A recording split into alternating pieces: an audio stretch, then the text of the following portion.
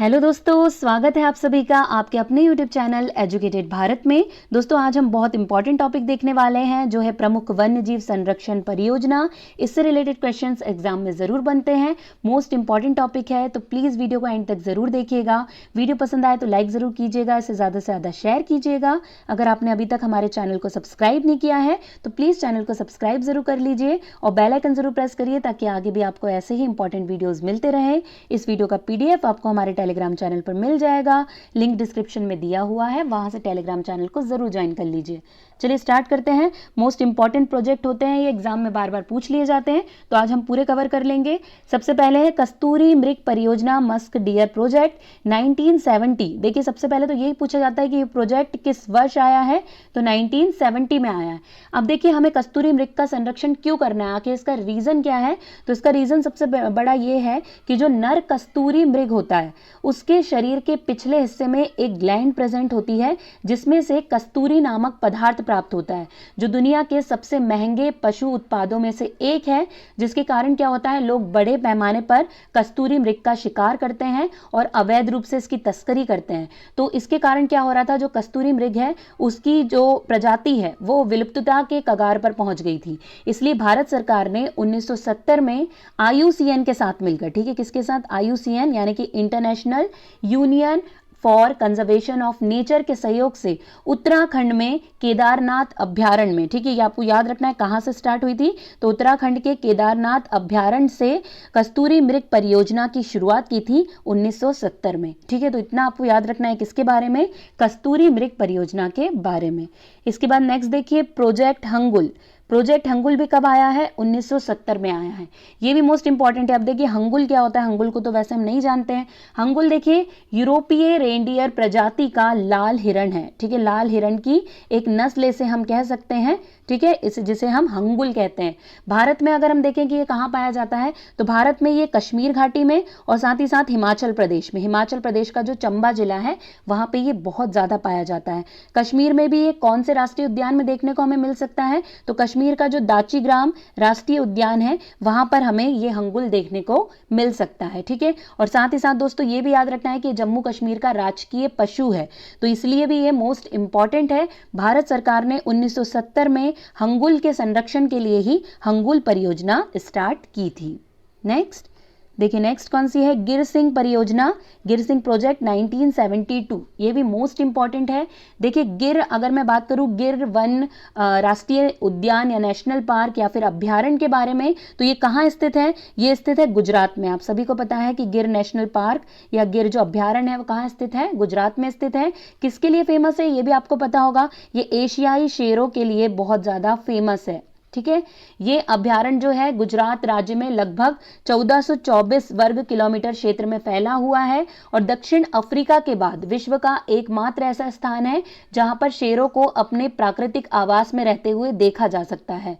ठीक है, गिर के जो जंगल थे उन्हें 1969 में अभ्यारण्य में बदल दिया गया, ठीक है वहां पर अभ्यारण्य बना दिया गया, जबकि 1972 में वहां पर राष्ट्रीय उद्यान के रूप में उसे स्थापित किया गया है। ठीक है, और ये प्रोजेक्ट चलाया गया इसी के कारण, जो गिर सिंह परियोजना प्रोजेक्ट है इसके कारण शेरों की संख्या में बहुत अधिक बढ़ोतरी देखी गई है इस प्रोजेक्ट के कारण। नेक्स्ट क्या है, नेक्स्ट है बाघ परियोजना। देखिए सारी जितनी परियोजना उसमें मोस्ट इंपॉर्टेंट है बाघ परियोजना प्रोजेक्ट टाइगर, जो 1973 में लाया गया है। कई बार हमारे एग्जाम में हमसे पूछा गया प्रोजेक्ट टाइगर के बारे में। सबसे पहले तो यही पूछा जाता है कि किस ईयर आया है, तो ये 1973 में आया है।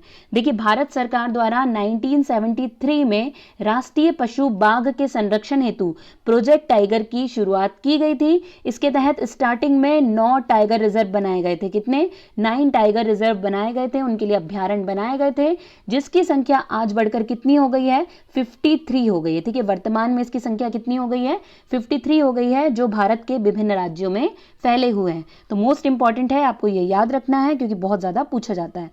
नेक्स्ट देखिए कछुआ संरक्षण परियोजना टर्टल कंजर्वेशन प्रोजेक्ट 1975। ठीक है, कब आया है ये? 1975 में। देखिए आपने एक कछुए की प्रजाति सुनी होगी, ओलिव रिडले। ओलिव रिडले का नाम आपने जरूर सुना होगा, जो उड़ीसा के तटीय क्षेत्रों में पाए जाने वाली कछुए की प्रजाति है। मूल रूप से ये देखें तो मूल रूप से ये अमेरिका की प्रजाति, दक्षिण अमेरिका में पाई जाने वाली प्रजाति है। भारत में क्या हो रहा था, ये जो ओलिव रिडले प्रजाति है ये विलुप्ति के कगार पर पहुंच गई थी। इसीलिए उड़ीसा सरकार ने क्या किया था, 1975 में कटक जिले में स्थित जो भीतरकनिका अभ्यारण्य है, आप सभी ने सुना होगा भीतरकनिका अभ्यारण्य के बारे में, ये जो अभ्यारण्य है यहां से ही इस प्रोजेक्ट की शुरुआत की, कछुआ संरक्षण परियोजना, इसकी शुरुआत की ताकि जो टर्टल है, ओलिव रिडले टर्टल है, इसकी क्या कर सके, इसका संरक्षण किया जा सके। नेक्स्ट कौन सा है? नेक्स्ट है घड़ियाल प्रोजेक्ट, जो कब आया? 1975 में। बहुत ज़्यादा ईयर पूछा जाता है इसका। देखिए घड़ियाल क्या होता है, तो जो लंबे मुंह के मगरमच्छ होते हैं उनको ये घड़ियाल कहते हैं, और इनकी जो खाल होती है उससे बहुत सारी चीज़ें बनाई जाती है। यही रीज़न है कि इनका संरक्षण करना बहुत ज़्यादा ज़रूरी है, क्योंकि इनका अवैध रूप से इस्तेमाल बहुत ज़्यादा किया जा रहा था। तो इस प्रोजेक्ट में बोला गया कि क्या क्या करना चाहिए, तो इस प्रोजेक्ट में घड़ियालों की जनसंख्या को संरक्षित करना सबसे पहले बोला गया है। फिर बोला गया है कि घड़ियालों की संख्या में वृद्धि करना, बंदी प्रजनन को संरक्षण प्रदान करना, घड़ियाल के मैनेजमेंट के लिए रिसर्च को प्रोत्साहित करना, ये सारी बातें किसमें बोली गई है? घड़ियाल प्रोजेक्ट में बोली गई है। तो मोस्ट इंपॉर्टेंट है, ये एग्जाम में पूछा जाता है। आगे देखते हैं। आगे ये देखिए गेंडा परियोजना प्रोजेक्ट राइनासोर्स 1987। ये कब आया है? 1987 में। देखिए जो एक सींग वाले गेंडे हैं वो कहाँ पाए जाते हैं, तो जो नॉर्थ ईस्ट वाला एरिया है, मतलब पूर्वोत्तर भारत में, मतलब असम और नेपाल का जो तराई वाला क्षेत्र है वहाँ पर ये एक सींग वाले गेंडे बहुत ज़्यादा पाए जाते हैं। और देखिए ये जो गेंडे हैं एक सींग वाले, इनकी जो सींग होती है उसका अंतर्राष्ट्रीय बाजार में बहुत ज़्यादा कीमतें हैं, उसकी सींग की अंतर्राष्ट्रीय मार्केट में बहुत ज़्यादा कीमतें हैं। इससे क्या किया जाता है, काम उत्तेजक औषधियां बनाई जाती है, जिसके कारण ये जो गेंडे हैं इनका बहुत ज्यादा अवैध तरीके से शिकार किया जा रहा था, जिससे इनकी संख्या बहुत कम हो गई थी। तो ये देखते हुए भारत सरकार ने 1987 में गेंडा परियोजना की शुरुआत की। ठीक है, तो मोस्ट इंपॉर्टेंट है, आपसे पूछा जा सकता है, आपको ये याद रखना है।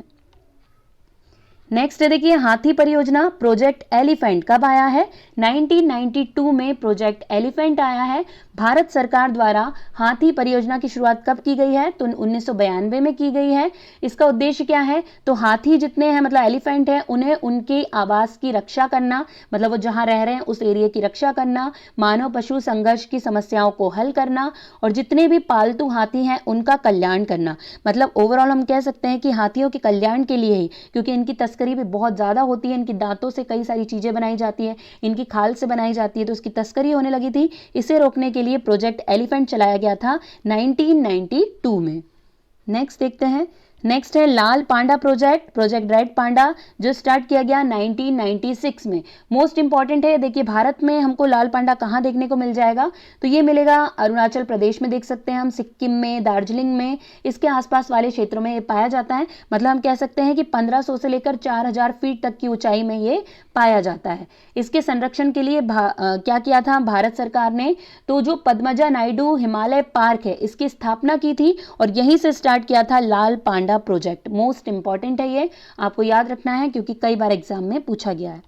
नेक्स्ट देखते हैं गिद्ध संरक्षण प्रोजेक्ट वल्चर प्रोटेक्शन प्रोजेक्ट 2006। ठीक है, कब स्टार्ट हुआ है ये, तो 2006 में। देखिए गिद्धों के संरक्षण के लिए हरियाणा वन विभाग और मुंबई नेचुरल हिस्ट्री सोसाइटी के बीच 2006 में एक समझौता हुआ, जिसके अंतर्गत गिद्ध संरक्षण प्रोजेक्ट की शुरुआत की गई थी। इसी परियोजना के तहत असम के धर्मपुर में देश का पहला गिद्ध प्रजनन केंद्र खोला गया था। कई बार पूछा जाता है कि पहला गिद्ध प्रजनन केंद्र कहां पर स्थित है, तो ये स्थित है असम में। ठीक है, जो इस प्रोजेक्ट के तहत ही खोला गया था। तो ये मोस्ट इंपॉर्टेंट है, 2006 में ये प्रोजेक्ट की शुरुआत की गई थी। अब बारी है आखिरी प्रोजेक्ट की, जो है हिम तेंदुआ परियोजना स्नो लेओपर्ड प्रोजेक्ट 2009। ठीक है, 2009। ठीक है, आपको याद रखना है हिम तेंदुआ परियोजना। ये जो हिम तेंदुआ है एक सुंदर लेकिन अत्यंत दुर्लभ जीव है। आप सभी ने देखा होगा इसे अपने मोबाइल में, मतलब फोटोज में।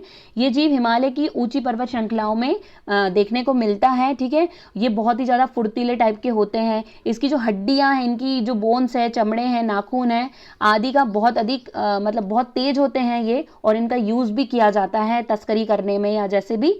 हिम तेंदुओं की घटती संख्या को देखते हुए 2009 में, ठीक है, 2009 में क्या किया गया, इसके लिए एक परियोजना चलाई गई। इस परियोजना के तहत जो पश्चिम बंगाल के दार्जिलिंग में हिम तेंदुआ संरक्षण केंद्र भी खोला गया था। ठीक है, कहाँ पे, पश्चिम बंगाल के दार्जिलिंग में हिम तेंदुआ संरक्षण केंद्र खोला गया है। कई बार पूछा जाता है कि इस परियोजना के अंतर्गत खोला गया है, तो 2009 की हिम तेंदुआ परियोजना के अंतर्गत ये खोला गया है। और ये किस लिए था कि जो तेंदुए हैं उनका संरक्षण किया जा सके, इसीलिए ये किया गया है। ठीक है, तो आपको ये इतना याद रखना है, मोस्ट इंपॉर्टेंट है ये दोस्तों। आज के लिए दोस्तों बस इतना ही। अगर आपको वीडियो पसंद आया है तो प्लीज़ लाइक ज़रूर कीजिएगा, इसे ज़्यादा से ज़्यादा शेयर कर दीजिएगा। चैनल को सब्सक्राइब नहीं किया है तो प्लीज़ सब्सक्राइब ज़रूर करके बेल आइकन ज़रूर प्रेस कर दीजिएगा। इसका PDF आपको हमारे टेलीग्राम चैनल पर मिल जाएगा, लिंक डिस्क्रिप्शन में दिया हुआ है, वहाँ से आप टेलीग्राम चैनल को ज़रूर ज्वाइन कर लीजिए। आज के लिए बस इतना ही। अब आपसे मुलाकात होगी एक नए वीडियो के साथ। तब तक के लिए पढ़ते रहिए, आगे बढ़ते रहिए। जय हिंद, जय भारत।